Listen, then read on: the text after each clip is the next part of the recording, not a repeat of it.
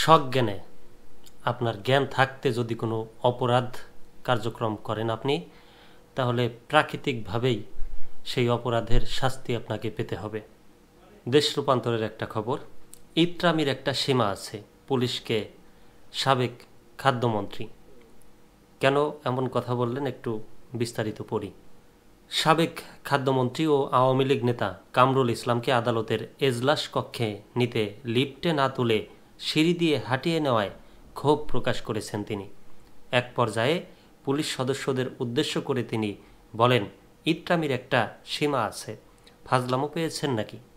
বুধবার ৮ জানুয়ারি বৈষম্য বিরোধী আন্দোলন কেন্দ্রিক রাজধানীর লালবাগ থানার মোহাম্মদ আলী হত্যা মামলায় গ্রেপ্তার দেখানোর জন্য কামরুল ইসলামকে আদালতে আনা হয়।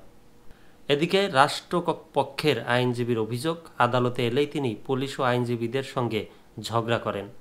বুধবার সকালে প্রিজন ভ্যানে করে আদালতে আনা হয় কামরুল ইসলাম, সাবেক আইসিটি প্রতিমন্ত্রী জুনায়েদ আহমেদ পলক, সাবেক আইজিপি চৌধুরী আবদুল্লাহ আল মামুন সহ ৫ জনকে। এরপর তাদের ঢাকার চিফ মেট্রোপলিটন ম্যাজিস্ট্রেট আদালতের হাজতখানায় রাখা হয়। কিছুক্ষণ পর বৈষম্য বিরোধী আন্দোলন কেন্দ্রিক বিভিন্ন থানার মামলায় গ্রেপ্তার দেখাতে শুনানির জন্য তাদের এজলাসে তোলা হয়। পরে কামরুল, পলক, চৌধুরী, আবদুল্লাহ আল মামুন সহ ৫ জনকে মাথায় হেলমেট, হাতে হাতকড়া আর বুকে বুলেট প্রুফ জ্যাকেট পরিয়ে সারিবদ্ধভাবে আদালতে তোলা হয়। কিন্তু আদালতের সিঁড়ি দিয়ে তোলার সময় বাধে বিপত্তি। আদালতের লিফটে না তুলে ঢাকার মেট্রোপলিটন ম্যাজিস্ট্রেট আদালতের ৪ তলায় তোলা হয় তাদের। এ সময় আসামিদের নিরাপত্তা প্রদানকারী পুলিশ সদস্যদের উপর চটে যান কামরুল ইসলাম। ক্ষোভ প্রকাশ করে তিনি বলেন, আদালতের লিফট কি নষ্ট? এত উপরে সিঁড়ি দিয়ে হাঁটানো হচ্ছে কেন?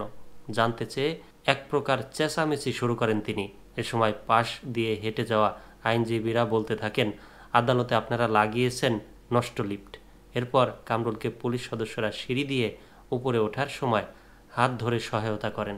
শুনানি শেষে ঢাকার অতিরিক্ত চিফ মেট্রোপলিটন ম্যাজিস্ট্রেট জিয়াদুর রহমানের আদালত আসামিদের বিভিন্ন থানায় মামলায় গ্রেপ্তার দেখানোর আবেদন মঞ্জুর করেন। এদিকে শুনানি শেষে কামরুল ইসলামকে আদালতের লিফটে না তুলে সিঁড়ি দিয়ে হাঁটিয়ে নেওয়ার প্রসঙ্গে রাষ্ট্রপক্ষে ঢাকা মহানগর দায়রা জজ আদালতের public prosecutor PP Omar Faruqui বলেন, লিফটের সামনে অনেক সময় বিচার প্রার্থী, সাধারণ মানুষ, আইনজীবীদের ভিড় থাকে, তাই নিরাপত্তার স্বার্থে কোনো রকম ঝামেলা এড়াতে অনেক সময় সিঁড়ি দিয়ে তোলা হয়। এই আইনজীবী আরও বলেন, আর আদালতে এলেই তিনি পুলিশের সঙ্গে ঝগড়া করেন, কখনো আইনজীবীদের সঙ্গে ঝগড়া করেন, আবার কখনো উচ্চবাচ্য বক্তব্য রাখেন। এটা তার অভ্যাস। মামলার সূত্রে জানা যায়, বৈষম্য বিরোধী আন্দোলন চলাকালে গত বছরের ১৯ জুলাই লালবাগ থানার আজিমপুর কলোনি এলাকায় আন্দোলনে অংশ নেন মোহাম্মদ আলী। ওই দিন বিকেল ৪টার দিকে পুলিশ ও আওয়ামী লীগ নেতাকর্মীদের হামলায় গুলিবিদ্ধ হন তিনি।